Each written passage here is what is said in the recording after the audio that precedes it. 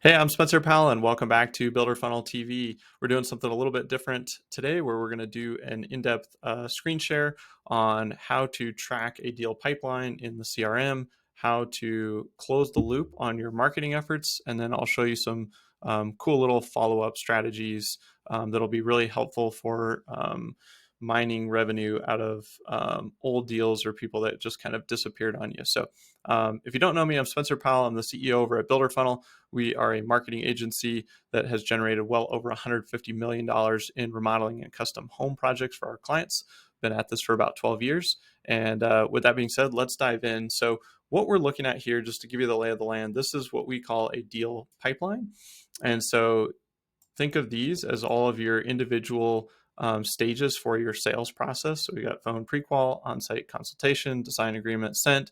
Then they would sign it. You'd move into design, and then construction, contract sent, and then they would move to closed won or closed lost. So if you're a design build, remodeling company, or custom builder, your sales process probably looks pretty similar. You might have some nuance. You might change the stages a little bit.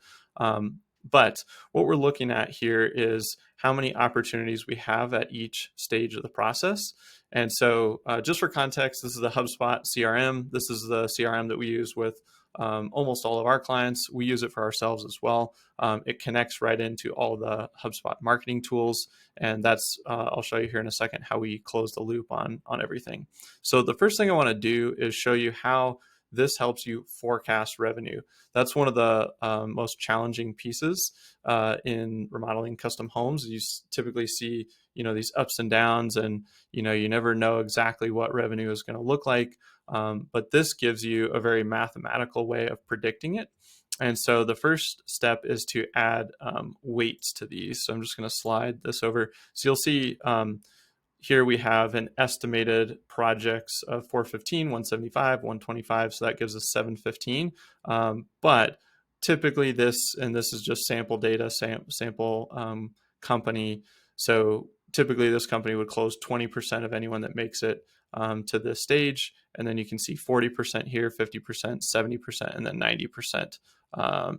And then, so what this does is it'll say, hey, out of these opportunities, you're going to book 143,000 worth of revenue. Just that's on average, right? Like as you move more and more people through this pipeline, if you close 20% of deals, and this is what we've got forecasted for estimated revenue, then that's what's going to move through the pipe. This stuff, we just want it to move through. You're either going to win it or lose it. And as long as we know that these weights are true to our actual numbers, not our hopeful numbers, then what this does is it gives you a nice roll-up report over on the dashboard here. And you can see it's got these different stages. It actually does the math for you. So it just says, hey, 90% of what's in this stage and 70% of what's in this stage, like we're forecasting 2.8 right now for what's in the pipeline.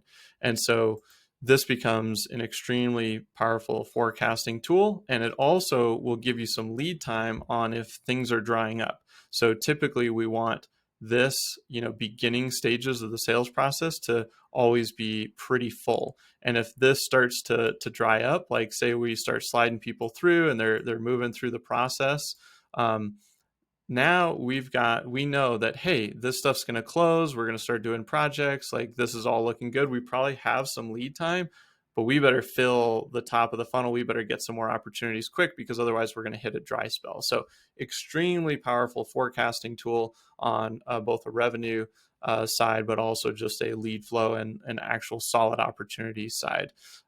So with that being said, let's talk about diving into deals and seeing how we can track closed won deals back to the original marketing source. So if I click on Tara Pittman, this will pull up her deal pipeline here, and it'll show us any notes, any emails, any activity that's gone on with this particular opportunity. But if we actually click on the contact for Tara, then we can see all of Tara's activity. So this would show website visits, emails opened, maybe our newsletter, all of those types of things. And if we go all the way to the bottom, it'll show us where this contact was created from. And so in this case, this is a sample account. So it says offline sources integration, but this is where it would show organic traffic from Google, or paid Google traffic, or Facebook, or Instagram, or Houzz, or a partner website.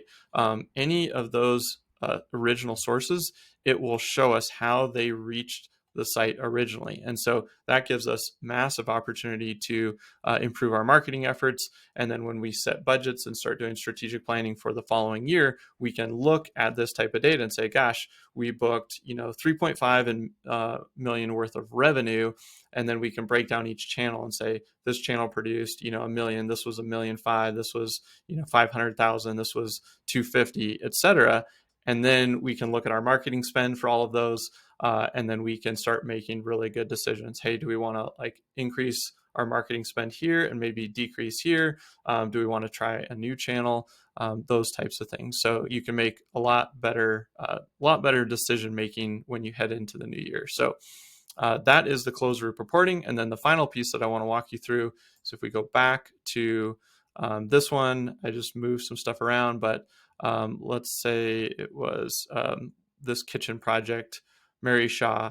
She's in the design agreement sent stage, but she hasn't signed it. No activity for 5 years. Again, this is a sample account, but let's just say it's been a couple of months, haven't heard from Mary. It seemed like she was gung-ho. Well, then we can click into Mary here. And then this would have all the information associated with her. Well, what we can do is we can start assigning tasks, and you can just come in here and say, nudge. And usually with a follow-up, I like to do something like, hey, Mary, haven't heard from you in a while. Thought you might be interested to see one of our latest kitchen projects. Like, here's a link to the portfolio. Let me know if you have any questions. And you're doing this value-added follow-up, but you can just create this as a task, nudge, this assigned to me. So in 3 days, it's just going to send me an email. So I don't have to think about this. I don't have to keep remembering, oh, what's going on with that one opportunity or that one deal. I'll just get a task. And then as soon as I send this email and I send that nudge with the link to the gallery, I'll just check it off, and then I'll use my best judgment, right? So like I'm gonna nudge again, but I'm going to wait, a week or 2 weeks this time. And so I'll just drop that. I'll set the reminder, hit create, and then I've got another one. And so what this pipeline allows you to do is, originally you can see everything globally, but then you can quickly go through all of your people that are in holding or follow up, or they've ghosted you, and then just create a task for all of them. And then every time you check off the task, just quickly create the next task.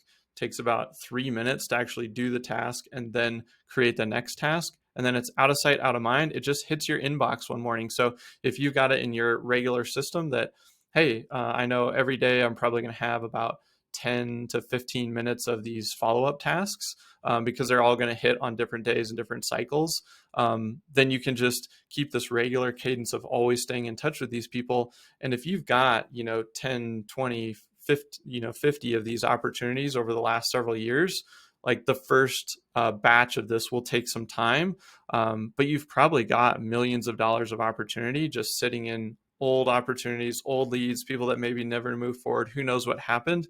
And if you start putting them into a regular follow-up cadence, you're going to mine some deals out of that. And I think this is a great thing to do as we head into the latter part of the year and heading into next year. So with that being said, I'm going to wrap this video. We covered the deal forecasting, how that works, how it allows you to see forecasting for revenue. But then if you start to see gaps in your pipeline, then you can do something about it proactively. We talked about how you track closed loop reporting by looking at the actual contact within a deal and an opportunity. And if there's two contacts, husband-wife team, you can look at both of them and see how they entered in to the website in the original marketing source. And then we talked about a good follow-up process there. So if you have any questions or you need help installing a system like this, you can always reach out to us. But otherwise, hopefully this gives you plenty of good action items that you can take and use today, this week, this quarter. All right, we'll see you next time here on Builder Funnel TV.